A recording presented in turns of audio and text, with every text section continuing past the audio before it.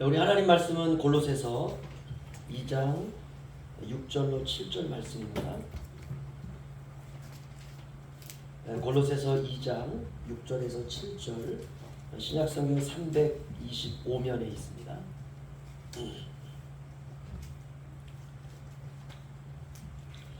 찾으신 줄 알고 우리 한 목소리로 함께 읽도록 하겠습니다. 시작. 그러므로 너희가 그리스도 예수를 주로 받았으니 그 안에서 행하되 그 안에 뿌리를 박으며 세움을 받아 교훈을 받은 대로 믿음에 굳게 서서 감사함을 넘치게 하라. 아멘. 오늘 그 성장에 관한 말씀 네 번째, 그리스도 예수를 주로 받았으니 라고 하는 본문에 있는 구절을 제목으로 삼아서 저와 여러분이 함께 은혜 받기를 주의 이름으로 축원합니다. 사람은 힘이 있어야 됩니다. 우리가 젊음이 위대한 것은 힘 때문에 그렇습니다. 젊은이들은 넘어졌다가도 바로 일어나요. 물론 요즘은 너무 사회가 다변화 사회이고 마치 정글과 같아가지고 한번 넘어지면 못 일어난다 라고 하는 그 패배주의가 너무 팽배해가지고 그냥 넘어졌다가 그냥 우울증에 걸리고 그냥 자포자기하고 막 이렇지만, 그러나 그럼에도 불구하고 젊음은 위대한 것입니다. 힘이 있어요. 마음의 상처를 받아도 금방 회복이 됩니다. 힘 때문에 그렇죠. 항상 기회가 있으니까. 내가 지금 나이가 20인데 좀 실패해서 넘어졌어요. 괜찮아. 내가 나이 20인데 뭐 이런 힘과 그런 젊음이 있기 때문에 금방 일어설 수가 있습니다. 하지만 나이가 들어가면서 슬픈 것은 그 힘이 사라지고 있다고 느끼기 때문에 그렇습니다. 사실 또 힘도 없고 그렇죠. 과거에 우리가 찬송을 부를 때에도 막 힘있게 불렀지만 나이가 들어가면서 어떻습니까? 뭐 그렇게는 우리가 부르기가 쉽지가 않습니다. 그러나 우리가 나이가 들어가면서 힘은 사라지고 있지만 제가 계속해서 요즘에 말씀을 드립니다. 지금이 가장 젊을 때다 라고 하는 것을 절대로 잊지 마세요. 내 나이가 70인데 목사님 무슨 내가 젊습니까? 아닙니다. 나이가 70이잖아요. 지금부터 죽을 때까지 우리가 계산하면 지금이 가장 젊을 때예요. 이런 확신이 필요합니다. 나는 지금 내가 지금 가장 젊을 때를 내가 살고 있다. 우리가 그렇게 생각하면 평생 젊게 살다가 천국에 갈 수가 있습니다. 그래야 돼요. 꼭 그래야 됩니다. 그 힘을 떨어뜨리지 마세요. 마찬가지로 우리가 영적으로도 힘이 있어야 돼요. 지금이 가장 열정적으로 내가 주님의 일을 할 나이이다. 왜? 가장 젊을 때니까. 이런 우리 안에 영적으로도 힘이 있어야 됩니다. 저와 여러분이 성령으로 충만하시기를 주의 이름으로 축원합니다. 성령으로 충만하면 기쁩니다. 여러분 기운 떨어지면 죽을 때가 된 것입니다. 영에도요 기운이 있습니다. 기운 떨어지면 안 돼요. 신앙생활은 기분으로 하는 것이 아니라 영으로 하는 생활입니다. 그래서 오늘 본문 마지막을 보면 감사함을 넘치게 하라. 예수 그리스도를 주로 받은 이후에 주님을 영접했다 이 말이죠. 영접하고 난 이후에 우리의 인생을 살아갈 때 항상 감사함을 넘치게 하라. 명령문 아닙니까? 여러분 감사가 완숭입니다. 내가 정말 힘들고 지치고 포기하고 싶을 때 완숙함에 이르는 신자의 말 한마디가 나를 다시 세우기도 하는 것입니다. 그 완숙함이 무엇일까? 감사예요. 야, 저 사람은 저렇게 힘들고 어렵고 고난 가운데 있음에도 불구하고 어떻게 저렇게 감사가 넘칠 수 있을까? 야, 나도 저렇게 살아봐야 되겠다. 여러분 그 모습 하나, 그 한마디가 우리를 성숙하게 만듭니다. 다시 일어서게 만듭니다. 말씀을 듣는 이런 시간들을 통해서 여러분 성장하시고 성숙하시고 완숙해지시기를 주님의 이름으로 축원합니다. 우리가 그 바로크 시대의 고전 음악의 아버지 하면은 17세기 말에 태어났던 1685년 있죠. 요한 세바스찬 바흐입니다. 그는 특별히 기독교 음악인데요. 그가 이렇게 말했습니다. 나는 하나님의 영광을 위하여 작곡을 한다. 아주 정말 놀라운 말입니다. 그의 전기를 읽다 보면 맨 마지막에 나오는 아주 중요한 문구입니다. 나는 하나님의 영광을 위하여 작곡한다. 이걸 우리의 인생에 대입하면 여러분 신자의 일생은 하나님의 영광을 위한 과정입니다. 여러분 꼭 기억하십시오. 나의 일생은 하나님의 영광을 위하는 삶이다. 이런 모토를 가지고 살아갈 때 우리의 인생이 하늘의 예술이 될 수 있는 것입니다. 내 인생은 하나님의 영광이다. 이것이 우리의 인생의 최종 목적입니다. 제가 성장에 관한 말씀을 드릴 때 첫 번째 시간에 이런 말씀을 드렸습니다. 생명이 시작이 되면서부터 우리의 인생에는 성장과 성숙과 완숙이라고 하는 목표를 단계적으로 갖게 되어 있다라고 말씀을 드렸습니다. 세상의 모든 교육도 그렇습니다. 아이들이 유치원 교육을 가기 전에는 가정교육부터 시작하지 않습니까? 어머니의 품이 교육의 장이죠. 그 어머니의 품을 통해서 따뜻함, 사랑, 모든 것을 다 배우는 것입니다. 세상의 교육도 성장과 성숙과 완숙을 목표로 합니다. 이런 목표가 있나 몰라도 그 과정으로 가게 되어 있습니다. 모든 생명이 그렇습니다. 하지만 그 모든 과정에 성장하고 성숙하고 완숙되어져 가는 모든 과정에 필수적으로 따르는 것이 바로 성장통이다라고 말씀을 드렸습니다. 여러분 성장통을 잘 통과해 가시기를 주의 이름으로 축원합니다. 두 번째 시간에 이런 말씀을 드렸습니다. 이런 성장통이 있음에도 불구하고 우리에게는 성장에 대한 갈망이 있어야 된다 그랬어요. 성숙에 대한 갈망이 있어야 된다. 완숙에 대한 갈망이 있어야 된다라고 말씀을 드렸습니다.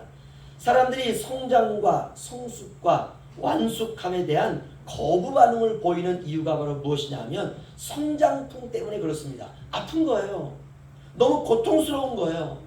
내가 이런 고난을 왜 내가 당해야 되나 이런 것 때문에 거부 반응이 있습니다. 여러분 아예 돈이 없는 게 차라리 낫습니다. 돈이 없으면 벌면 돼요. 몸이 아픈 게 차라리 낫습니다. 병원 가면 됩니다. 약 먹으면 돼요. 견디면 됩니다. 그런데 우리의 인생에는 인격과 성품에 관한 성장이 있습니다. 이것은 사람과의 관계를 통해서 옵니다. 이게 아프고 힘든 거예요. 하지만 우리의 성품의 성장을 위해서, 우리의 영적인 성장을 위해서, 우리의 인품의 성장을 위해서 다가오는 이 성장통을 겸허히 받아들이는 마음이 필요합니다. 그래서 성장에 대한 설레임과 갈망을 갖자 이렇게 말씀을 드렸습니다. 세 번째, 지난주 설교를 통해서는 원론적인 것을 말씀을 드렸습니다. 그렇다면 성장과 성숙과 우리가 완숙함을 나아가는 전제가 무엇이냐? 나에게 그 생명이 있는가? 우리가 이것을 살펴보자라고 말씀을 드렸습니다. 근원적인 내용이 있죠. 첫 번째, 두 번째 시간은 생명을 전제로 하고 인생은 성장과 성숙과 완숙함을 향한 목표가 있다라고 하는 내용이었다면 지난주에는 원론적인 얘기, 내 안에 예수의 생명이 있는가라고 하는 부분을 설명했습니다. 그렇다면 그 생명이 과연 무엇일까라고 할 때 하나님의 말씀이다라고 말씀을 드렸습니다. 여러분 우리가 땅에 봄이 되면 씨앗을 뿌리지 않습니까? 그 씨앗이 생명이에요. 우리가 죽었던 우리의 마음의 밭에 생명이 떨어지는데 그 생명은 곧 하나님의 말씀입니다. 이 말씀이 내 안에 있는가 없는가 살펴야 된다고 말씀을 드렸습니다. 예수님이 요한복음 6장 63절에 이렇게 말씀했습니다. 내 말이 곧 영이요 내 말이 곧 생명이라. 여러분 이 생명은 하나님의 말씀입니다. 내 안에 주님의 말씀이 자라고 있으면 이 사람은 생명을 소유한 사람입니다. 말씀은 살아있는 하나님의 능력입니다. 말씀은 불입니다. 여러분 꺼지지 않도록 그 불을 잘 간직하시기를 주의 이름으로 축원합니다. 오늘은 네 번째 시간입니다. 생명이 있다라고 하는 것은 변화와 성숙이 시작되었다라는 뜻입니다. 예수 그리스도의 생명이 저와 여러분 안에 시작이 된 것입니다. 물론 생명이 없는 자에게도 변화와 성숙은 있습니다. 어떤 변화일까? 육체적인 성장과 육체적인 변화와 육체와 또는 윤리와 도덕적인 변화와 성숙입니다. 예수님을 믿지 않아도 사람들이 변해요. 예수님을 믿지 않아도 사람들이 괜찮은 사람으로 성장해 나아갑니다. 그런데 그 안에 영원한 생명이 없기 때문에 죄를 이길 수가 없습니다. 그래서 윤리와 도덕적인 변화와 성숙은 이루었지만 그는 죽음 이후에 영원한 멸망으로 들어갈 수밖에 없습니다. 저와 여러분의 목적은 이 세상을 넘어 있는 죽음 너머에 있는 세상으로 가려고 하는 것, 이것이 바로 저와 여러분의 목적입니다. 새로운 세상, 새 창조의 나라, 우리는 이것을 천국이다 이렇게 말합니다. 이 세상에 사는 것이 목적이라면 우리가 굳이 예수를 믿을 필요가 없습니다. 저와 여러분의 목적은 천국 가는 것입니다. 그래서 오늘도 이렇게 나와서 하나님의 말씀을 들으며 천국 백성으로 살아가기 위한 준비를 하는 것입니다.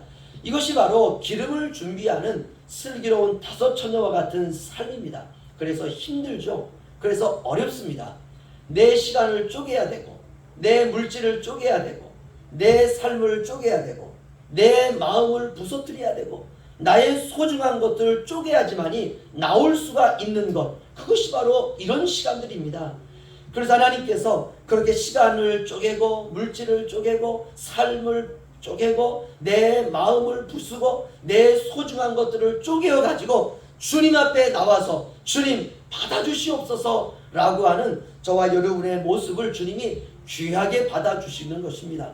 여러분 낙심하지 마시고, 실망하지 마시고, 보이는 사람도 바라보지 마시고, 꿋꿋이 슬기로운 다섯 처녀와 같이 그 기름을 준비하시는 저와 여러분 되시기를 주의 이름으로 축원합니다.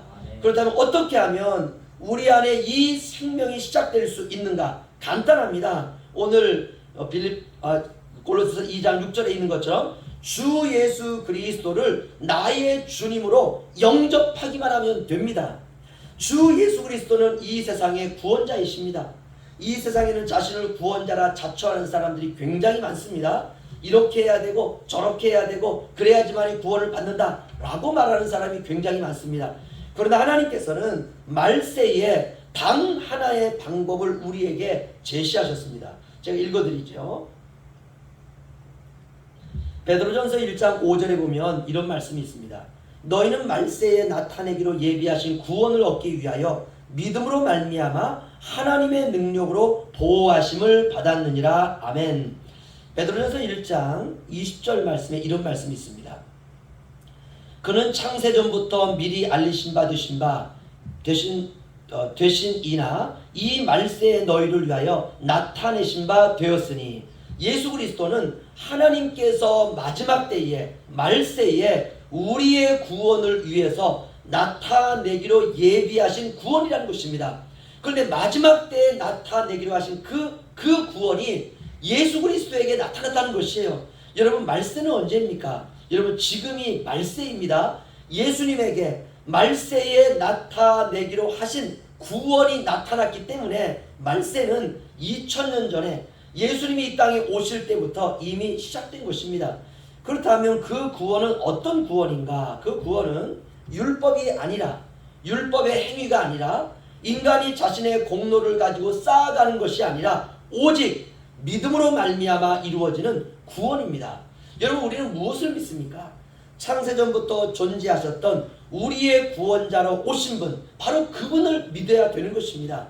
그렇다면 그분은 어떤 분입니까? 베드로전서 1장 19절에 이렇게 말합니다. 그분은 오직 흠없고 점없는 어린 양 같은 그리스도의 보배로운 피로 되신 분, 바로 예수 그리스도, 그분이 바로 말세에 하나님께서 나타내기로 예비하신 우리의 구원자이시라는 것입니다. 바로 이 답이 예수가 나의 구원자다, 예수를 믿어야 된다, 예수만을 바라봐야 된다. 사람들은 생명을 찾기 위해서 세상의 여러 곳으로 헤매고 있습니다. 그러나 그 생명은 예수 안에 있습니다. 예수 안에 있는 바로 그 생명, 예수가 답이구나, 예수가 구원자구나, 예수를 붙들어야 되는구나, 예수가 천국 가는 길이요 진리요 생명이구나, 이 답이 나의 심령으로부터 떠오르고 그 답이 우리의 즉답으로 고백이 되었다면 생명은 바로 여러분 안에 있는 것입니다. 그렇다면 이제 이 생명이 시작된 사람은 어떻게 살아야 되는가? 그것이 바로 골로새서 2장 6절 7절 말씀입니다. 우리 다시 한번 읽죠. 시작. 그러므로 너희가 그리스도 예수를 주로 받았으니 그 안에 생하되 그 안에 뿌리를 박으며 세움을 받아 교훈을 받은 대로 믿음에 굳게 서서 감사함을 넘치게 하라. 아멘. 그리스도 예수가 우리의 주권자입니다. 이걸 절대로 잊어버리면 안 돼요. 그분이 우리를 다스리십니다. 그리스도 예수를 너희가 주로 받았으니, 이 말은 주님이 나를 다스리는구나. 그래서 이제는 그분의 생각대로 살아야 되고 그분의 뜻대로 살아가야 되는 것입니다. 이제는 우리가 그리스도 예수 한 분만으로 만족하는 인생을 사는 것입니다. 흥해도, 우리의 인생이 망해도, 우리가 건강해도, 우리가 아파도, 우리가 기뻐도, 우리가 슬퍼도 오직 주님 한 분만으로 기뻐하는 거예요. 내가 건강하기 때문에 주님 때문에 기뻐하는 게 아니라, 흥해도 주님 한 분만으로 기뻐하고, 망해도 주님 한 분만으로 기뻐하고, 건강해도 주님 한 분만으로 기뻐하고, 내가 아파도 주님 한 분만으로 기뻐하고, 이것이 바로 그리스도 예수를 주로 받았다라고 하는 뜻입니다. 우리가 왜 흥해도 망해도 건강해도 아파도 슬퍼도 기뻐도 주님 한 분만으로 우리가 기뻐해야 되느냐? 그 이유는 그리스도 예수를 주로 받은 사람들이기 때문에 그런 것입니다. 그분이 우리의 인생을 통치하시고, 그분이 우리의 인생을 이끄시고, 그분이 우리의 인생을 보호하시고, 그분이 우리의 인생을 다스리십니다. 언제? 흥할 때, 망할 때, 건강할 때, 아플 때, 기쁠 때, 슬플 때, 모든 인생의 과정 가운데 하나님이 우리를 통치하시고 이끄시고 보호하시고 다스리시고 우리를 성장시키시고 성숙시키시고 우리를 완숙으로 이끄신다는 것입니다. 이제 우리의 눈을, 우리의 코를, 우리의 귀를, 우리의 마음을, 우리의 생각을, 우리의 영혼을, 우리의 모든 삶을 주님께 맞추고 사는 것이에요. 주님의 기쁨이 기쁘면, 주님이 기뻐하시면 내가 기뻐하고, 주님이 슬퍼하시면 내가 슬퍼하고, 주님이 기분이 안 좋으면 나도 기분이 안 좋고, 이게 주님 한 분만으로 만족하는 것이에요. 이것이 바로 그리스도 예수를 주로 받은 사람들의 삶인 것입니다. 주님의 생각대로 움직이고, 주님의 마음대로 움직이고, 주님의 이끄신 대로 살아가는 것입니다. 왜 그렇습니까? 그리스도 예수를 주로 받았기 때문에 그렇습니다. 이제는 내 맘대로 살 수 없어요. 모든 시간, 모든 물질, 모든 건강, 우리의 모든 삶이 그분이 이끄는 대로 살아가는 것입니다. 내 맘대로 사는 것 같지만 우리가 뒤돌아보면 주님이 이끄시는 것이에요. 그렇게 되어 있습니다. 이 말을 영적인 진리로 바꾸면 그리스도 예수를 주로 받았다라고 하는 말과 똑같은 것입니다. 이제는 우리가 그리스도 예수를 주로 받았기 때문에 생명을 생각하고 돌이키게 되고 겸손하게 되고 무엇이 진정한 인생의 방향인지를 알게 되고 결국 인생이 하나님이 원하시는 그리스도 예수의 방향으로 돌이키게 된다는 것입니다. 이게 왜 가능하냐? 그리스도 예수를 주로 받았기 때문에 그렇습니다. 여러분 골로새서 2장 6절 7절 우리 다시 한번 읽겠습니다. 시작. 그러므로 너희가 그리스도 예수를 주로 받았으니 그 안에서 행하되 그 안에 뿌리를 박으며 세움을 받아 교훈을 받은 대로 믿음에 굳게 서서 감사함을 넘치게 하라. 아멘. 감사가 넘치는 인생, 이게 그리스도 예수를 주로 받았다라는 것과 똑같은 말입니다. 우리가 성숙하는 데 있어서 필수적으로 따르는 증상이 무엇이냐? 감사가 넘치는 인생이에요. 감사가 넘치는 인생. 여러분 항상 감사가 넘치는 인생을 사시기를 주의 이름으로 축원합니다. 어떤 환경에서도 감사해야 돼요. 힘이 들어도 내가 가진 능력이 세상을 살아가는 환경에 비하면 너무나 미미해도 감사하게 사는 거예요. 우리가 인생을 살다 보면 내가 감당할 수 없는 일들이 얼마나 많은지 모릅니다. 그런데 그런 일들은 하나님이 이루어 가세요. 내가 감당할 수 없으니까. 여러분 믿음은 그럴 때 필요한 것입니다. 감사가 넘칠 때 풍성한 인생을 경험할 수 있습니다. 감사가 넘칠 때 행복을 경험할 수 있습니다. 여러분 감사와 행복은 한번 따라서 하시죠. 견우와 직녀이다. 영적인 오작교에서 반드시 만나요. 내가 감사한데 행복하지 않다. 그럴 수 없습니다. 우리가 감사함으로 정말 영적인 오작교를 딱 걸어가게 되면 반대편에서 행복이 걸어오고 있다니까요. 거기서 딱 만나요. 거기서 반드시 만납니다. 감사가 믿음을 견고케 합니다. 그럴 때 우리가 예수 안에 생명이 굳게 서서 우리 안에서 자라갈 수가 있는 것입니다. 예수님이 이 땅에 왜 오셨나요? 요한복음 10장에 이렇게 말하고 있습니다. 도둑이 오는 것은 도둑질하고 죽이고 멸망시키는 것뿐이요 내가 온 것은 양으로 생명을 얻고 더 풍성히 얻게 하려는 것이라. 아멘. 요한복음 20장 31절에 이렇게 말합니다. 오직 이것을 너희에게 기록함은 너희로 예수께서 하나님의 아들 그리스도이심을 믿게 하려 하며 또 너희로 믿고 그 아들을 힘입어 생명을 얻게 하려 함이니라. 아멘. 여러분, 예수님이 오신 목적이 무엇이냐? 생명을 얻게 한다는 것이에요. 우리에게 예수님의 이름을 힘입어 생명을 얻게 하시기 위해서 주님께서 이 땅에 오셨다는 것입니다. 그러므로 그 생명을 우리 안에 담고 살아가는 우리는 이 땅을 살아갈 때에 어떤 환경에서도 그 생명이 나타나게 되어 있다는 것입니다.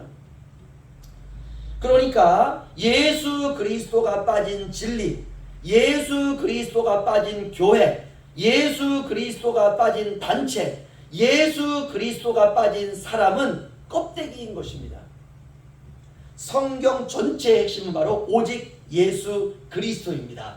예수님을 통해서 생명을 얻고 예수님을 통해서 믿음을 얻고 예수님을 통해서 영생을 얻는 것입니다. 그렇다면 예수님이 우리에게 주시려고 하는 생명은 어떤 생명일까? 한번 따라서 하시죠. 하나님의 생명, 영원한 생명.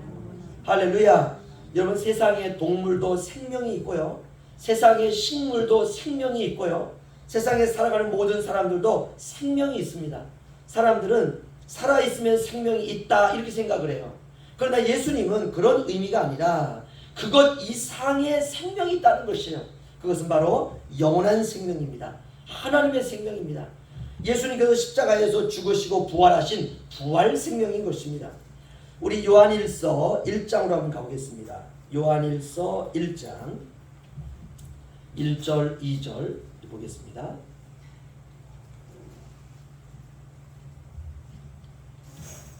신약성경 388페이지에 있습니다.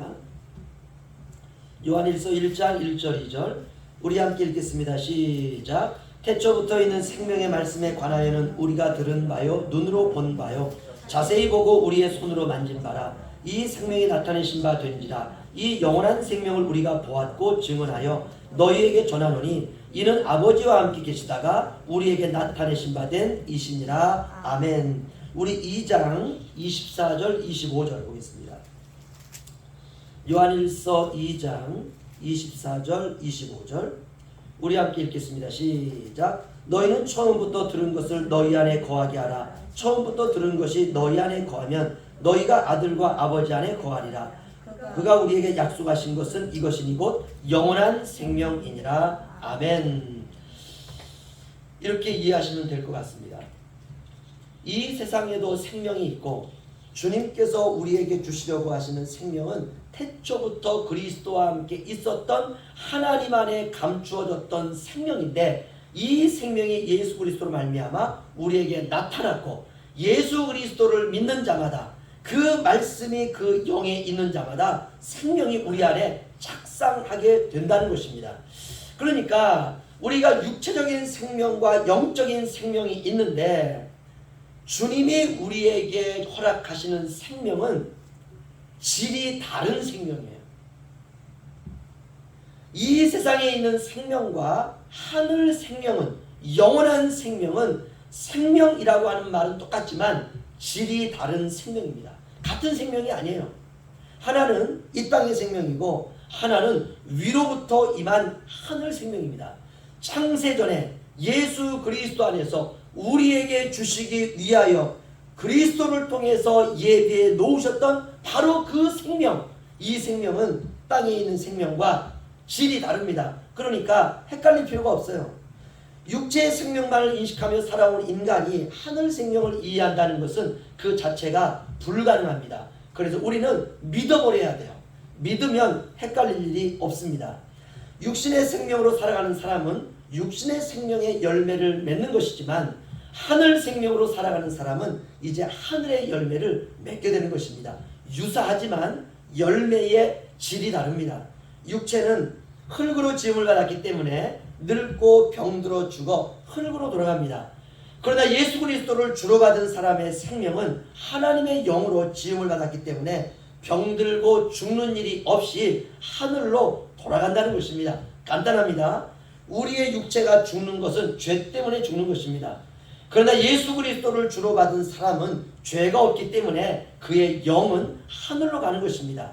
하지만 예수 그리스도를 주로 받지 않은 사람은 영이 죽은 사람이기 때문에 그는 하늘로 가지 않고 지옥으로 가는 것입니다. 영이 죽었다라는 말은 무슨 의미냐 하면 하나님과 연결되어 있지 않다라는 뜻입니다. 여러분, 하나님과 단절되어 있다는 것이에요. 우리는 절대로 이 땅을 살면서 죽을 때까지 하나님과 단절되면 안 될 줄로 믿습니다. 할렐루야.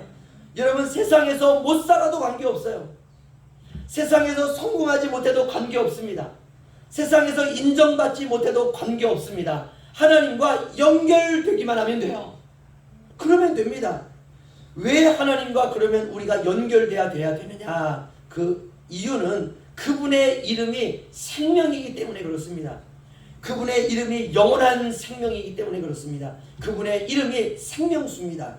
요한복음 14장 6절에 이렇게 말합니다. 예수께서 이르시되 내가 곧 길이요 진리요 생명이니 나로 말미암지 않고는 아버지께로 올 자가 없느니라. 요한계시록 7장 17절 이는 보좌 가운데 계신 어린 양이 그들의 목자가 되사 생명수 샘으로 인도하시고 하나님께서 그들의 눈에서 모든 눈물을 씻어 주실 것임이니라. 요한계시록 21장 6절 또 내게 말씀하시되 이루었도다. 나는 알파와 오메가요 처음과 마지막이라. 내가 생명수 샘물을 목마른 자에게 값없이 주리니. 요한계시록 22장 1절 또 그가 수정같이 맑은 생명수의 강을 내게 보이니 하나님과 및 어린 양의 보좌로부터 나와서. 요한계시록 22장 17절 성령과 신부가 말씀하시기를 오라 하시는도다. 듣는 자도 오라 할 것이요 목마른 자도 올 것이요 또 원하는 자는 값없이 생명수를 받으라 하시더라. 아멘. 여러분, 이 말씀을 읽으면 생명, 생명수, 처음과 마지막, 알파와 오메가 이런 말씀들을 계속 들으면 처음에는 이 말이 뭔지 몰라요. 그런데 계속 듣다 보면 나는 곧 길이요 진리요 생명이니 나는 생명수니 나는 처음이요 마지막이니 이런 말씀을 듣다 보면 떠오르는 한 분이 있습니다. 바로 예수 그리스도입니다. 생명 되신 예수님, 생명수 되신 예수님, 영원한 생명 되신 예수님, 이게 떠오르면 하나님과 연결되어 있다는 것이에요. 우리가 이 세상에서 하나님과 연결되어 있어야 생명이 우리 안에 들어오는 것입니다. 이게 바로 영적인 탯줄 아닙니까? 사랑하는 남녀가 결혼해가지고 아이를 딱 갖게 되면 탯줄이 형성됩니다. 제일 먼저. 여러분, 탯줄이 형성되어야 그 생명이 살 수가 있는 것입니다. 우리가 이 땅을 살면서 하나님과 우리 사이에 영적인 탯줄이 있습니다. 여러분, 끊어지지 마시기를 주의 이름으로 축원합니다. 예수님께 항상 붙어 있어야 돼요. 예수님과 항상 동행하시기를 바랍니다. 앉으나 서나 주님 생각. 이 사람은 탯줄이 연결된 사람이에요. 앉으나 서나 돈 생각, 앉으나 서나 마귀 생각, 앉으나 서나 어두운 생각, 이걸 의심해 볼 필요가 있습니다. 예수 믿는 사람은 앉으나 서나 주님 생각, 누우나 일어서나 주님 생각, 우리가 일을 할 때에도 쉴 때에도 주님 생각, 출근할 때에도 퇴근할 때에도 예수님 생각. 왜냐? 그분이 생명이세요. 예수 안에 생명인데, 예수 안에 생명이 있어요. 예수 안에. 이 세상에 많은 사람들이 이제 죽음 이후에 영원히 정말 복된 인생을 살고 싶어 하지 않습니까? 그래서 사람들은 그 생명을 찾기를 원합니다. 중국의 진시황이라고 하는 사람이 있어요. 이 사람이 왕이 된 다음에 너 자기 자신을 바라보며 보니까 영원히 살고 싶은 거예요. 이대로 죽고 싶지 않은 거예요. 그래서 신하들을 시켜가지고 불로초를 찾아 헤매이지 않습니까? 사람들이 여전히 고민하고 사람들이 여전히 그 마음속에 있는 하나, 영원히 살고 싶은 것, 영원히 그가 행복 가운데 축복 가운데 살고 싶은 것. 그러나 그 생명은 예수 안에 있습니다. 우리가 인생을 사시면서 이 세상의 생명과는 전혀 질이 다른 또 다른 생명, 여러분 그 생명이 우리를 자라게 하고 우리를 세우시고 우리 저와 여러분을 하나님 나라까지 인도하실 줄로 믿습니다. 여러분 그 생명수를 이 세상에서도 늘 마시며 사는 저와 여러분 되시기를 주님의 이름으로 축원합니다. 기도하겠습니다.